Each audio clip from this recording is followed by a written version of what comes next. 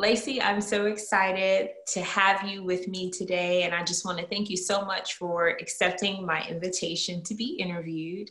So tell me, how is your day going for you? Oh, the day is going well. Very busy with webinars and Zoom calls and adjusting to the new phase of life and working from home. So it's been good though. Today's been really good. It's nice and sunny out. Yeah, pretty day. Feeling really good about the day. Like it's just a nice day. So far, so good. Yay, I'm happy to hear that. So, for those of you that do not know, Lacey Cameron is my first interview that I'm going to be doing in a series of videos where I'm talking to different individuals in the hospitality industry. And Lacey is a senior manager in the tourism division of the Georgia Department of Economic Development. Did I get that right? You got it right. It's a mouthful, and you got it right. Thank you. Thank you. So I want to ask you the question that everybody asks when they meet people. And that question is, what do you do? What exactly that you do? Yes, that is a question that I get very often. And so the first thing that I say is it's all about connecting people and places and creating economic development around our state. And so, in layman's terms, what that means is, our division, the Department of Economic Development, is the marketing arm for the state. So we promote and sell the state as a premier destination for tourism and hospitality. And so my role is to ensure that people are coming. And the reason why that's really important is because we want visitors to be coming and spending money and paying the tax. When you go to the restaurant, you have your taxes. If visitors weren't coming and doing that, our taxes as residents here in Georgia would be extremely higher than what they are now.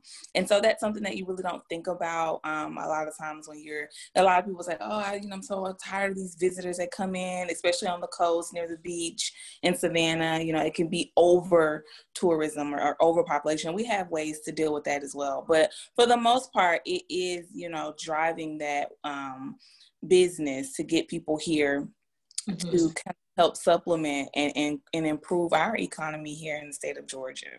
Wow. I love that. Like you said, I never really thought about how that actually does affect residents. And yes, you want people to be pushing the state so you can have lower, your taxes don't yeah, you crazy do. high. You'd be surprised. Last year, and I may mess this up, will have to fact check me. But if I'm not mistaken, and I try to keep up with this, the tourism impact on taxes in the economy was a $50 billion industry. So that means, and we have a lot of research and data that we provide, but basically that means that if you had taken all that away, what we would have paid in taxes would have probably been 10% higher. So you want all of these industries: tourism, film, global commerce, which is where, you have corporations that place their headquarters here in the state. All of that commerce coming in and out of the state really does help us out, as a resident, that kind of offsets our cost. So that's a really cool way to look at, what we do here for the Department of Economic Development. Yes, I love it. I mean, who would think that, hospitality could have such an impact on, Georgia's economy that way. Yeah. I know when I emailed you to schedule this interview, and I saw your title and I was like, oh my goodness, Lacey, it sounds so important. I mean, you are important, but your title, it's impressive. Very, very impressive. So I kind of want to ask you, how long have you been in this current role? And is this a role that you've actually hoped for? Yeah, so I've been in that senior manager position for about a year and a half. I started out as the domestic manager, and that meant that earlier I talked about how we promote and market the state. And so we do that in a number of ways. So when I first joined the agency, I promoted domestically, which meant that I went around the US, the United States, and to other states to basically get tour operators and travel agents to book travel with Georgia as opposed to like our neighbors in Louisiana, obviously. But now the role is a little bit more international. So now I go over to, or not now, but before COVID, I took on the UK and Brazil and Canada markets. And so I've been doing that now for about a year where I'm managing those areas. And we have a team there and they promote and sell Georgia on our behalf to get international visitors to come over. So I've been doing that now for almost a year and a half. And was it something that I thought I was going to do? Yes and no. So when I was at Johnson & Wales, I knew I wanted to be in marketing, and I took a hospitality course because that wasn't my initial path. And I took now she's Dr. Tucker. I don't know if you remember Yeah. Yes. her at Johnson & Wales. She's matriculated through academia. Like I think she's all at the top now, which is really great. But I took her course. And that exposed me to the world of hospitality. I was just like, oh, wow, like this is really awesome. It'd be really cool if you could merge marketing and hospitality, but I didn't know how I would do that.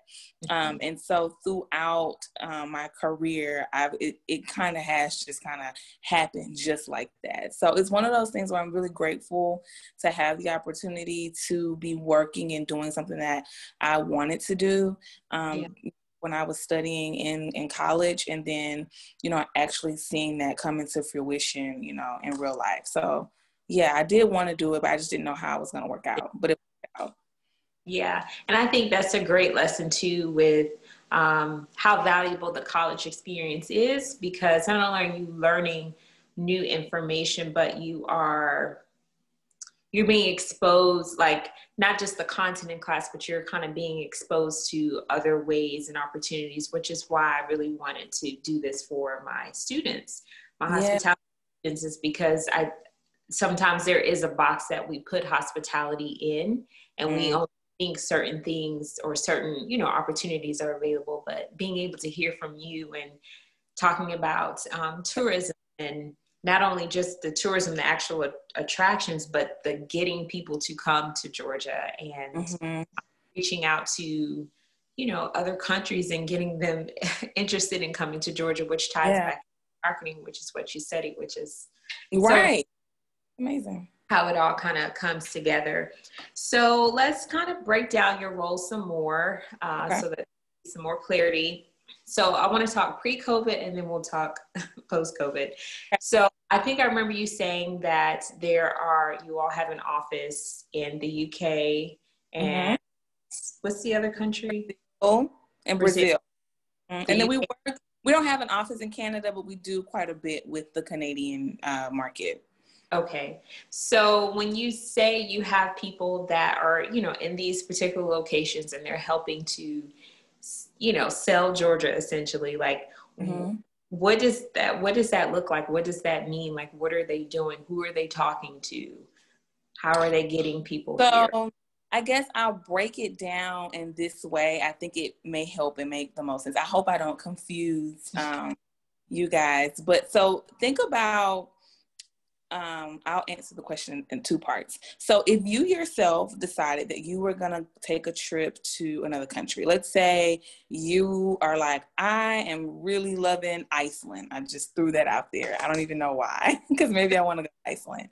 And if you are an American, you're not from Iceland, you've never been there. So you're probably going to talk to a travel agent. Obviously you're going to do your research online, but you probably want to speak to someone who knows Iceland, right? Like, how are you going to, get off the plane, get to where you're going, know all the hot spots and cool things that you want to do. So you're going to want someone to help you navigate that. And so you're probably going to reach out to your travel agent. Hopefully they're really well versed in the destination, this Iceland country that you want to go visit. They have some deals. They know the great hotels. Maybe they have some excursions vendors that they know of where you can go and do all of the great things they are to do in Iceland. And so that travel agent is working with these hotels in Iceland. They're working with the vendors, the restaurants. And so you feel comfortable, about your trip. And so on the flip side of that, on our side and what we're doing on the back end, is kind of helping all that come into place. So for instance, the team in the UK, they do trainings for travel agents and buyers. So, when you reach out to your agent, they aren't just like, all of a sudden got this information. They're going to trainings. There's for hotels typically to offer a discount to your agent. They have to be in some sort of program, and that typically comes from the state.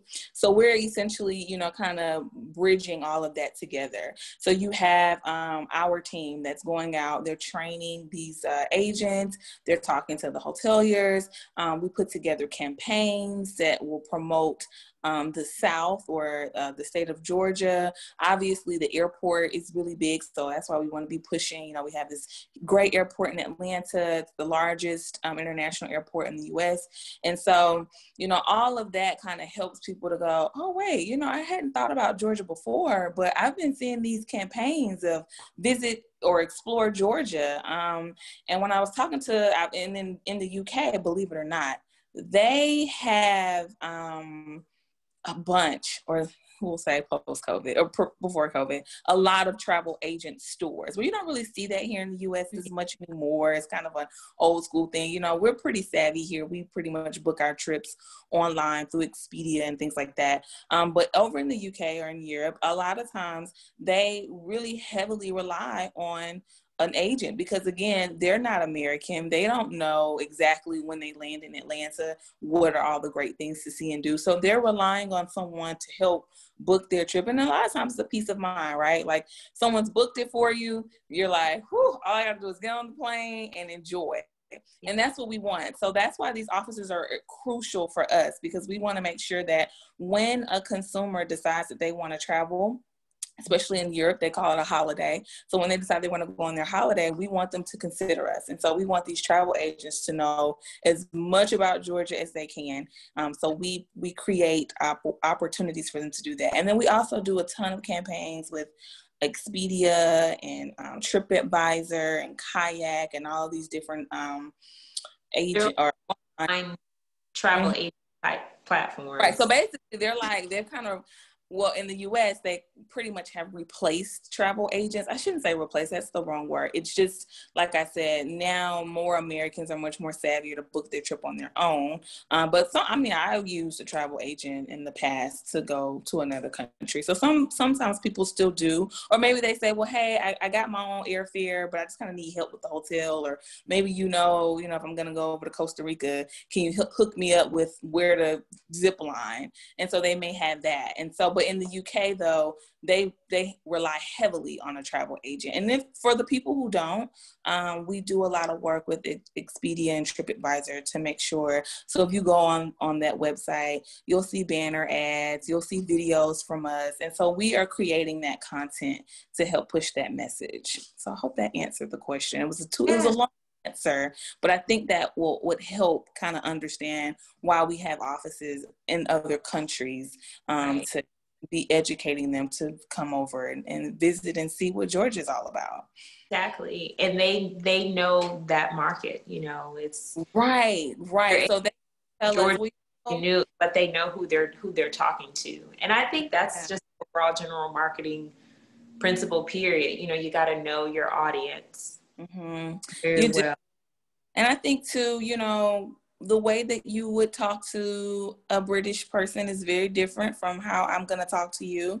So, some things really resonate with them and that would not resonate with you as a consumer. And so that's why we have these offices, and they can educate us on like how we should be talking to them. So they can say, yeah, well, this is a great campaign, or, the British really, really love Southern home. So we really want to make sure we showcase that. So they really help us with that. So along that, still talking pre-COVID, what can you recall maybe anything that's happened and maybe in this current position that maybe was like unique or memorable, for you? Like, what are a couple highlights from being in this role?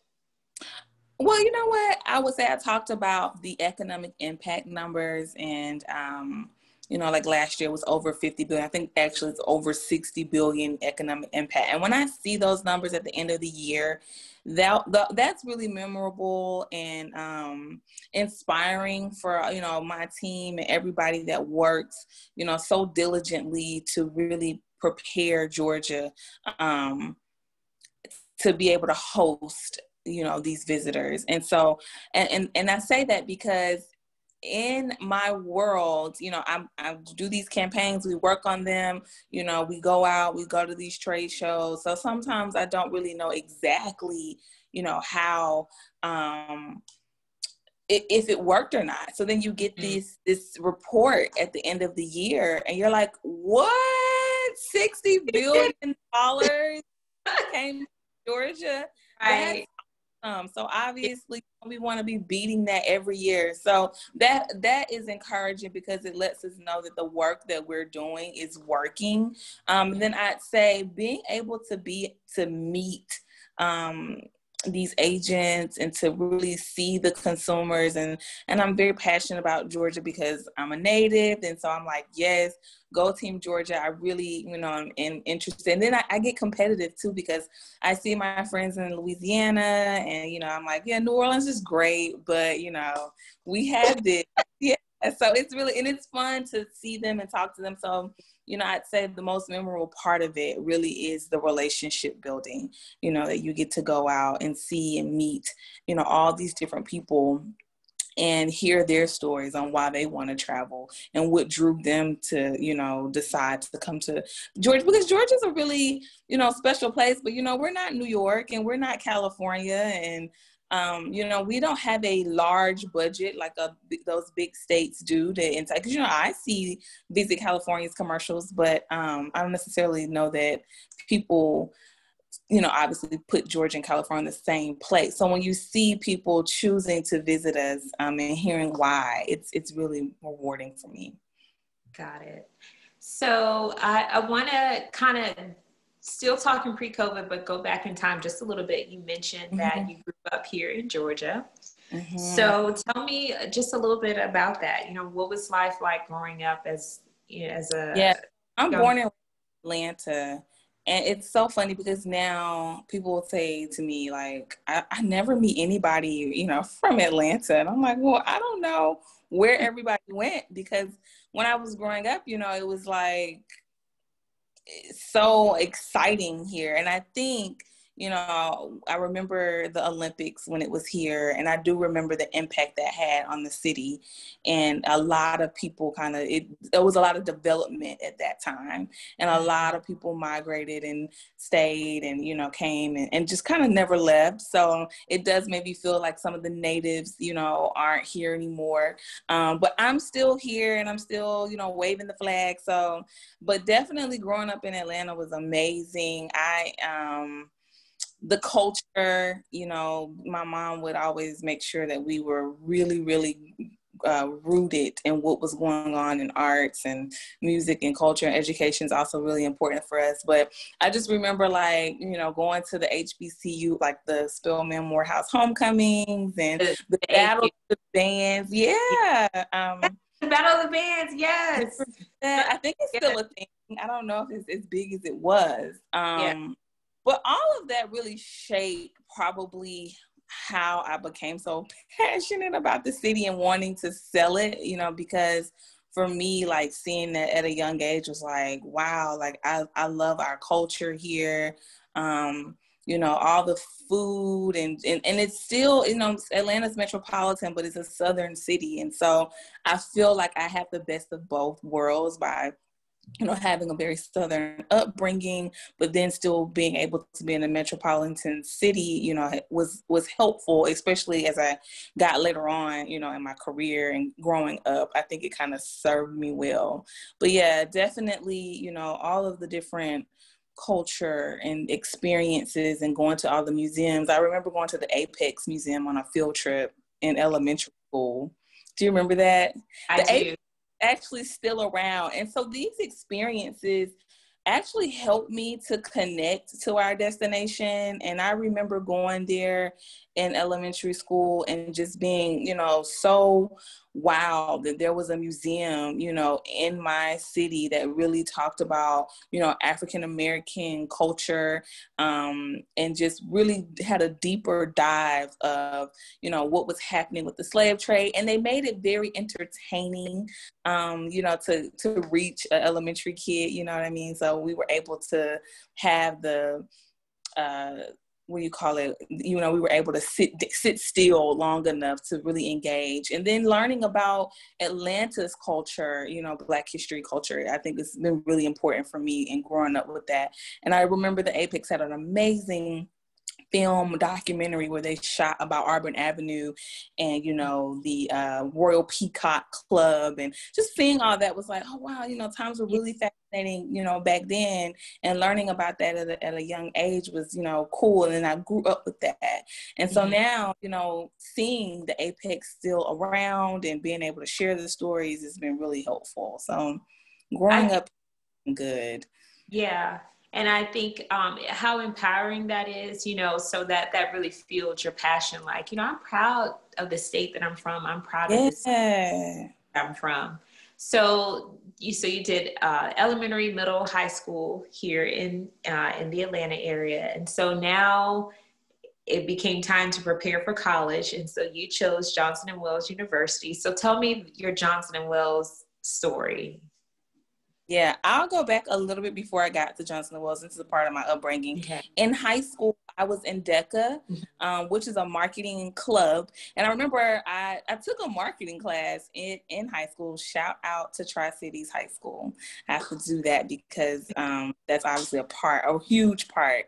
But I don't even know how I got in the class, to be honest. I don't remember exactly, but I had an amazing teacher, and he's actually a principal now, Mr. Stanford. And it's crazy how you remember these people, but he was really passionate about marketing. And I was like, this is coming to me naturally. I'm getting it. It was an elective course. It wasn't a class that you had to take, like, your math and English, but it was something that I was enjoying. And he told me about this DECA thing. And I was like, what is that? And he was like, we put together these projects and campaigns, and we explain how we would market them, and we go and compete. And I was like, sign me up. Like, I want to compete. I'm very competitive. Yeah. And then I learned that DECA gave a scholarship. And so I was like, okay, well, I'm definitely going to sign up for that because I need money. And they, that's how I learned about Johnson & Wales. I had not heard of the university before. So it was through that experience with DECA that I learned about Johnson & Wales. I learned about the scholarship.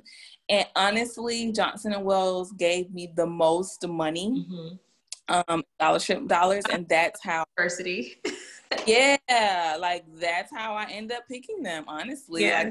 Like we'll pay for, I think the only thing it didn't cover was room and board, but my tuition was covered. It wasn't going to be too far from home. Yes. And it had the ideals of the DECA marketing that I had been so into prior to that. And I think what sold me on JWU or Johnson & Wales was that you could work, the co-op and internship was a part of the curriculum. So that was really important. And so I thought, well, this is really cool that you have to do this and you get to take your major, whatever courses you're majoring in first, as opposed to more traditional courses where you take your English and math and all that first, and as you get into your junior and senior year, you start taking the courses that you are going to be getting your degree in. So it appealed to me that Johnson & Wales, allowed you to take those, courses that you were studying for at a freshman level. And I thought that was good and important so that you could get an idea. So it's like, do I like this? And if not, you can make changes. So that's how I ended up at Johnson & Wales, which is crazy. Yeah. We all have, our Johnson and Wales story. And I do definitely remember for me that I loved I think they called it the upside down curriculum. If I remember correctly, I think what they called it. And so that was a great thing. And similar to you, that was my feeling about the school, is like it wasn't that far away from home. And then it was that in the city, it was like in a little big city, you know, like we were right in uptown Charlotte, still like in the city, but not like not right. over, New York, yeah, overwhelming.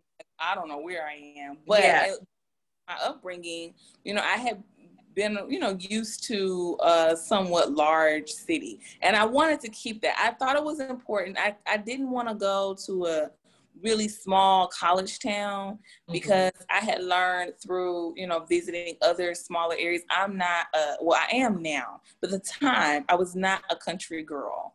I was definitely like, what are the bugs? What is this? Like, but now I totally appreciate small towns.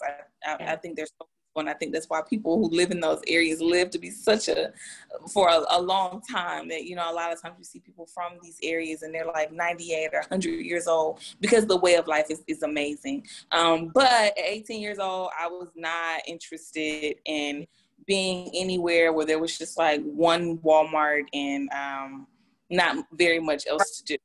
Yes. I was exposed to culture and art and music and everything, you know, growing up. So I wanted to keep that going. So I guess you have to figure out for you what works. And for me, Charlotte kind of still gave me that opportunity to be in a somewhat, you know, a suburban city and still have some cultural things as well. So from Charlotte being at Johnson Wales University to now, just kind of take us on that path. And if you even want to go back to what was going on in college, so I remember you saying that you realized maybe you kind of wanted to do something in hospitality or try to approach hospitality and marketing, but what was kind of your maybe work life in college onto sort of where you are now? That's what I'm trying to get at. And so what I was doing in school to get me. while you're in school. Yeah. So I started out, like I said, I took that hospitality course, and you know, it was so funny in Dr. Tucker's class. I believe she had an opportunity to work. Oh God, I'm gonna mess this up. So I have to explain. I don't remember what the role was, but basically it was like catering, essentially. That's what it was. It was catering. We're gonna go with catering. And it was easy, fast money. I mean, all we had to do was show up.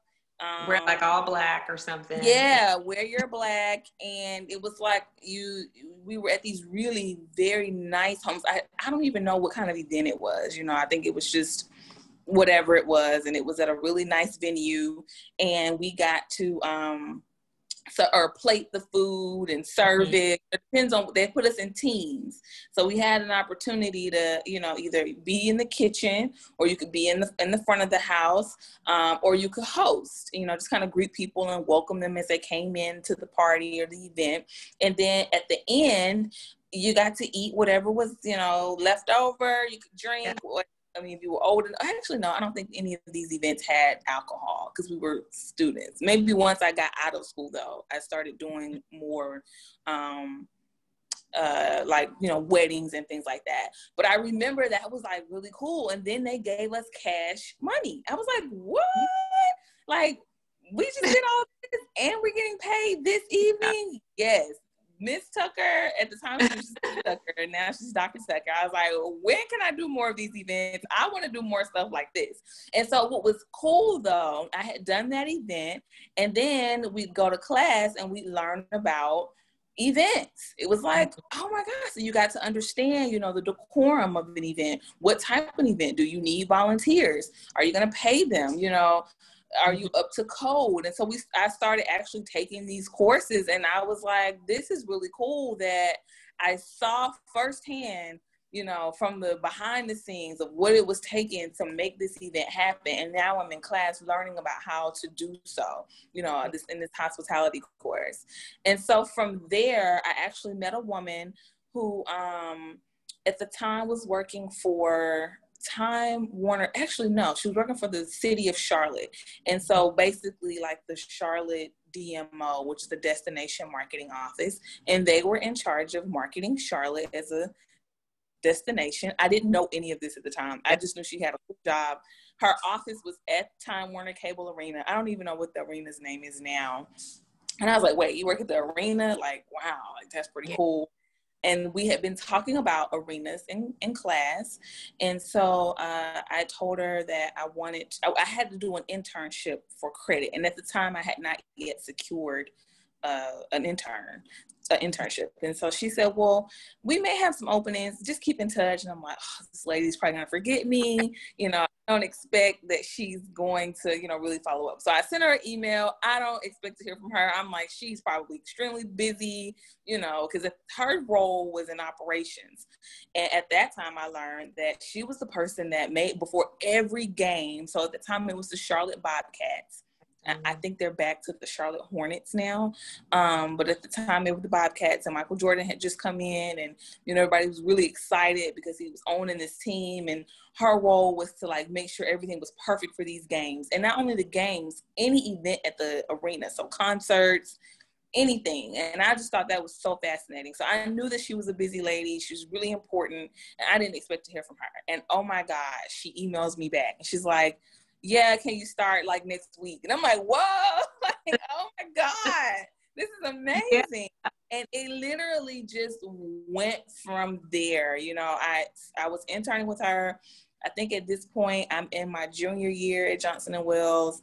I've completed that class that I was telling you guys about, the hospitality course.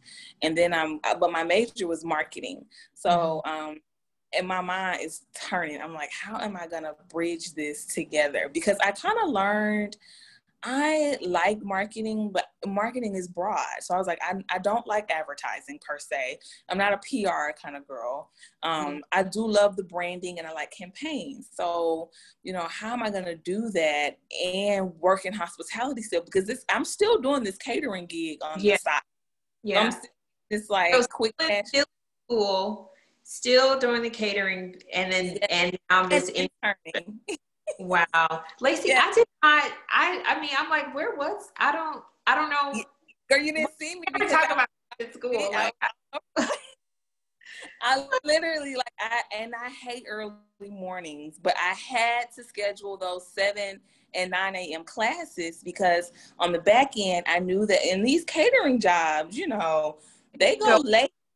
Yes. We would start, you had to be there 6 or 7. I mean, and there were nights that I wasn't done until maybe 12:30, 1 a.m. in the morning, because you have to break down and everything. And so I scheduled it to do those, not when I was doing the intern. And so when I was interning with, the lady, her name was, I don't know, Monica Pettiford was the operations manager at Time Warner, for the CRVA, or for City of Charlotte, essentially. She allowed me to really learn. And when I tell you she allowed me to be hands-on, it was pretty amazing. Yeah, it was kind of like baptism by fire. Here you go. Wait, what? I don't know what you mean. What is this? What am I supposed to do? So it was really cool. So, I really learned the ins and outs of how an arena works. I had no idea all this stuff going on backstage, behind the scenes. I mean, it was hard work. I was like, okay, this is intense. For instance, I got to work with the fire marshal, and the fire marshal is really important. So before every event at an arena, State Farm, wherever, everything has to be up to code. And I had learned about coding a little bit in class, but I don't know. It didn't connect with me. I get to this arena, the fire marshals, before you can allow people to come inside, before they can open the doors, the fire marshal, we had to go around with her. I mean, and she was tough. She's looking at every nook and cranny. She's like, all your little hot dog stands and nachos, everything has to be exactly 2 feet away from the wall. And if anything was off, you could not open. You had to fix it, and hopefully she'd have time to come back to check it, because a lot of times we're not the only event going on. So, I mean, at a large establishment like Time Warner, you know, they have a lot of protocols in place. And so we always passed the inspection and we were able to open the doors on time. But just that experience alone, you know, really opened my eyes to seeing like this could be a career path, you know.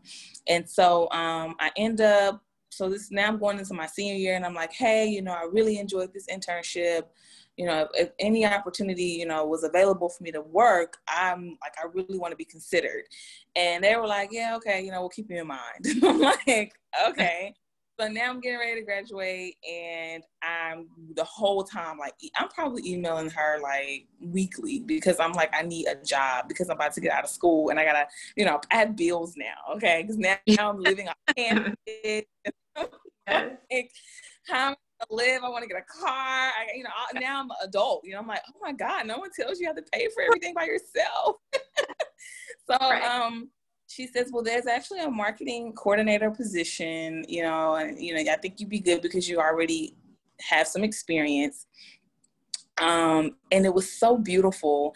So the woman who hired me for the internship also did event planning on the side. And she was actually getting ready to plan a wedding. It was a destination wedding in Charleston, South Carolina. And she says, well, I really need some help. Would you be interested in helping? It's a paid gig. And I'm like, yeah, sign me up. I've never done a wedding. Like, I'd love to do that. Like, I love weddings. And so, by the way, the lady getting married is the director of marketing for the city who you'd be working for. And I'm like, oh, this is crazy. Wow. Yeah. So I can't, I'm like, this is my time to show this lady that I know how to do events. I've never done an event ever. Right. But I'm like, I mean, I did the catering work. Yeah, I already did the catering, so I knew a little bit, but I obviously never done a wedding. Yeah. And so, I thought you were right. But yeah, never done a wedding. And so she invites me to Charleston and I'm so nervous. I meet the bride who's also the director. And I'm like, is it inappropriate to let her know that I'm interested in the job when she's about to get married? And I'm like, okay, Lacey, don't mention the whole work thing. You know, you're here to do a job. You need to be professional. And they teach you that at Johnson & Wales, you know, professionalism is very important. So I'm like, I'm not going to do that. But you know what? I remember at her reception, she pulled me to the side and she said, you know, you've done such a good job. I love everything. I'm so happy you were here. You know, Monica mentioned that you were interested in this marketing coordinator position. She said, when I get back, I want you to come in and see me. And I was like, oh my God. It was just like amazing, you know, just heaven sent. You know, I could not have asked for it because I wasn't going to ask her about anything. I was there for the wedding job. And sure enough, she got back from her honeymoon and everything and got settled back into work. And she offered me the position. And I started, so I think graduation was like May. I think I at work the next week, you know, and I was working for the city of Charlotte, promoting Charlotte as a destination to bring events similar to what I'm doing now. And it worked. It just kind of went from there. You know, I started working in Charlotte. I stayed there for about 2 years, I think. Then I came back to Atlanta and started working for the Atlanta Convention and Visitors Bureau, where I was there for a while. And I did trade show meetings. So I work with meeting planners. And so, you know, you'll see the Super Bowl or, you know, the American Heart Association. Everybody had a meeting at one point, right? The American Market Association, everyone has an annual meeting and they, you know, and I didn't realize this was even a thing, you know, because I'm like, the Deltas, the AKAs, they all have their bicentennials and they, you know, need a place to host this big event. It's going to draw in thousands of people. Well, there's a convention center here. We have hotels. We can certainly meet that demand. And so I learned a lot about that at the Atlanta CVB, where I worked in that space. And that was extremely valuable for me in helping me to really connect all these dots and learning about vendors, hotels, you know, how is it that, you know, a meeting can be at the convention center versus just at the hotel, you know, a lot of different components go into play when you're making that decision. And how can the city best help? do that. And that's also economic development, because when a big meeting or event like the Super Bowl is hosted in your city, it brings in a lot of tourists. A lot of people come in and they need somewhere to stay, and they need to rent a car, and then they have to eat. And, they're spending all this money. So every time I see a license plate that's not from Georgia, I'm like, yes, I hope they are having a great time and they're spending a lot of money. A lot of money, yeah. Yeah, and you see firsthand how, that money gets put back into your community.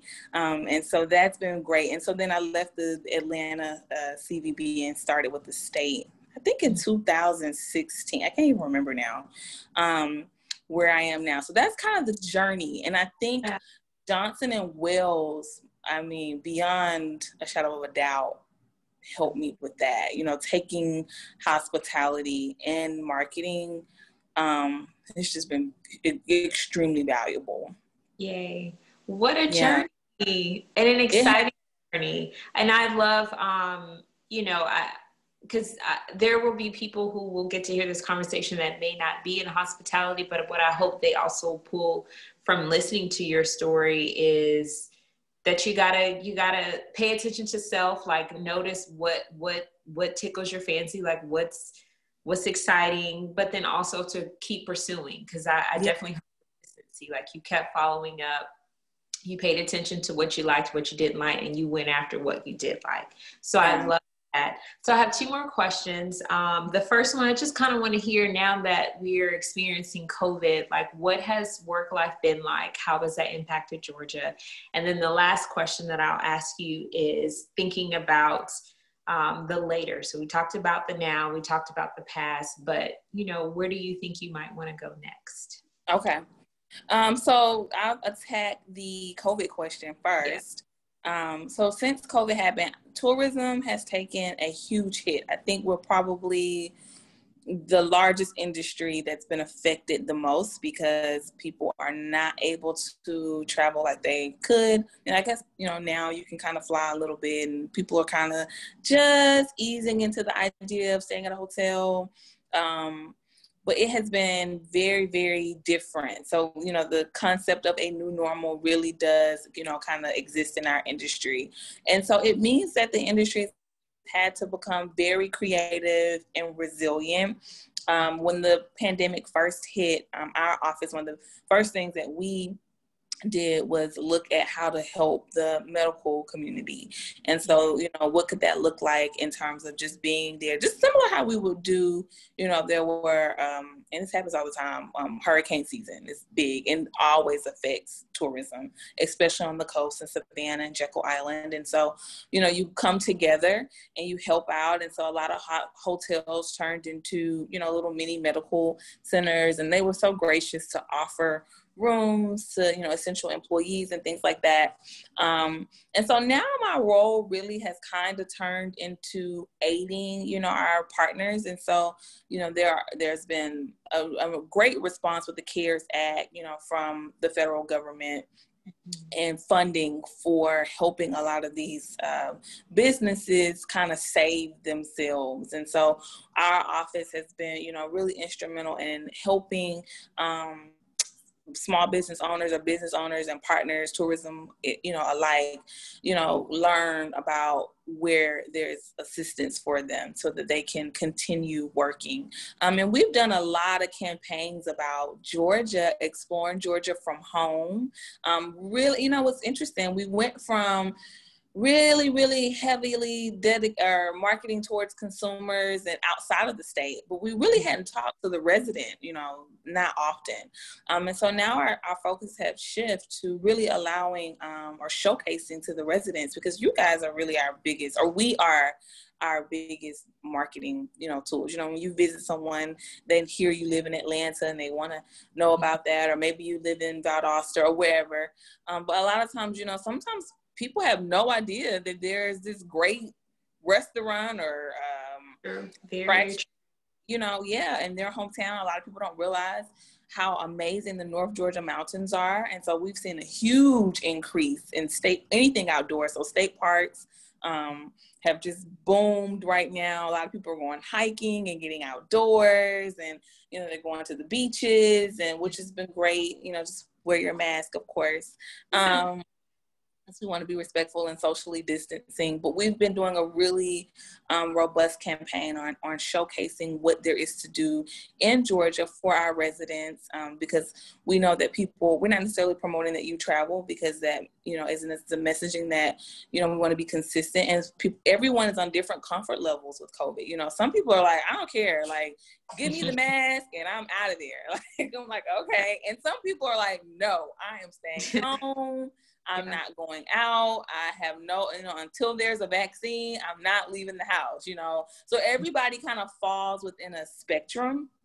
And so we, realize that. And so I love that the Explore Georgia from Home campaign has really allowed people, to really consider or re-explore, fall in love with, their hometown or their backyard. So, you were interested in, walking, even myself included. I live in the Vinings area. I'd never been to the Silver Comic Trail. I had been on the Atlanta Beltline just a little bit, but now I'm like, who knew all this stuff was back here? Like, it's so cool to see. So I definitely recommend, going onto the website, which is exploregeorgia.org, and really seeing a lot of these really cool outdoor places that allows you to kind of get some fresh air, exercise, and see what your city has to offer you in your backyard. So that's kind of how we've been addressing COVID, and I think it's been going as well as it can. I think the tourism industry is resilient. I feel very confident that it will bounce back once, I think we get through the end of the year and seeing, what there's in store. But I think people will be ready to travel again, when confidence is a little bit more consistent. And I think once that kind of kicks in, then you'll start seeing people kind of moving about more. And that's actually a great segue into what is next, because I think because of COVID, I think a lot of people have, had the great awakening, like rethinking about your life and what it means. We've all had a lot of time to sit and reflect. And some of us are like, I don't want to reflect. I want to sit. I just want to forget it. I just want to like catch up on all my Netflix shows and all of that. And I think I kind of went through that at one point. Like I really wasn't reflecting, just kind of more consuming a lot of content. But now that I've had more time to more so reflect, and I was talking with our commissioner about this, and I said, well, I really, the commissioner, yeah.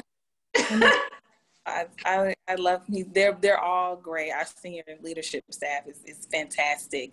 But I actually had a meeting with him, which is something that I think I've done it like a couple years ago, but like I was like, I'm gonna talk to him about my career. It's crazy. But he and I actually had a Zoom, kind of like how we're doing, and I was explaining to him that I am really interested in what else is out there, in terms of, I still want to be in economic development, and I still want to promote the state of Georgia, because I think that is so invaluable, but just really exploring a little bit more about the agency. So I've looked at what some other potential roles could look like for me in terms of just project management, maybe looking at the more corporate side. Like when I say corporate, I mean businesses that come in. So I do a lot with tour visitors coming, but what about, how do you promote or get a business to come? So merging that bridge. And interestingly enough, I work international, but I've been exposed to some different teams within the agency. So we have a trade team, and we were talking about, so I've been to the UK and where else? Canada several times. And I was going to go to Brazil right before the pandemic. So I think I had like a trip scheduled. Like I had one in April, and it was like, yep, well, that's not going to happen. So, and what's been nice having this time is that I've had an opportunity to cross mix with other teams outside of tourism.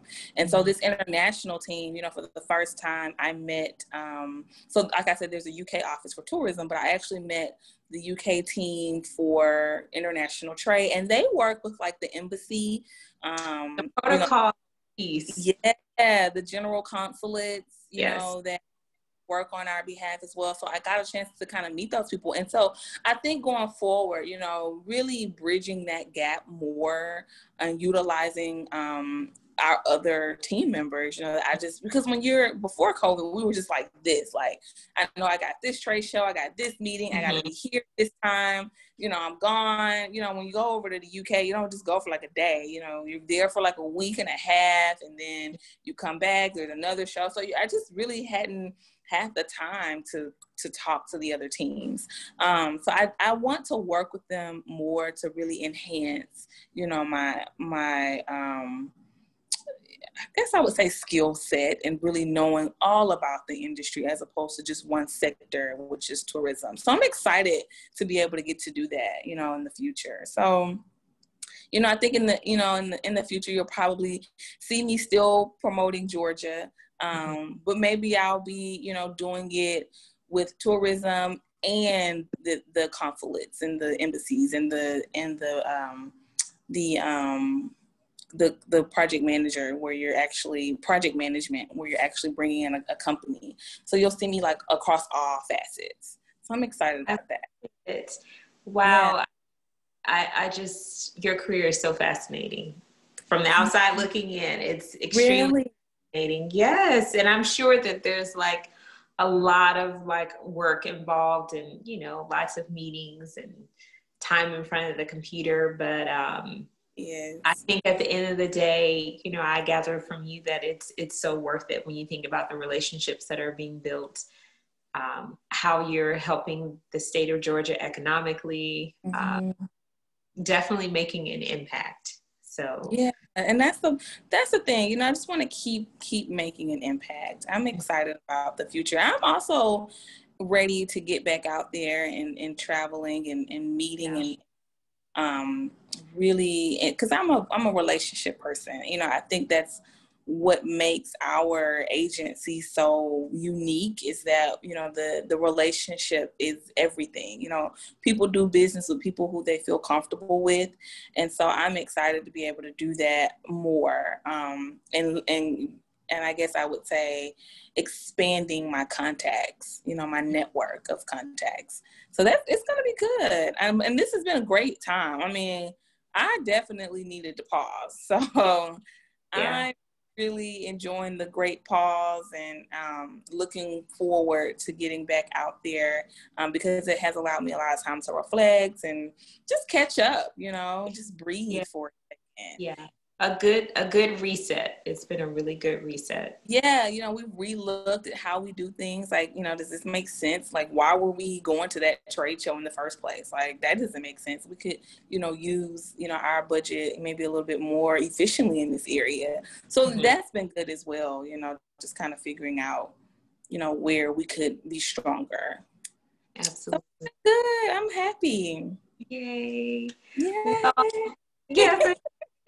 Good job. So thank you so very much for just making yourself available, and I'm extremely proud of you. I just also have to say that, like, I'm so very proud of all that you've been able to accomplish at such a young age. And yes, I'm getting old. They're like, no, you're not. I'm like, I feel it. Yes. But thank you. I appreciate that. And you as well. You know, I feel like Johnson & Wales has produced some amazing talent, you know, because I think it's a testament to being able to do that upside down curriculum. And so for you to be teaching how, and that's something I should have said in the future. I want to do that more. I would love to teach a hospitality course, you know, and I am so I'm inspired by you, you know, doing that. So thank you for having me. I'm so excited that I've been able to be the first interviewer. I hope that this is helpful for, you know, everyone that views it.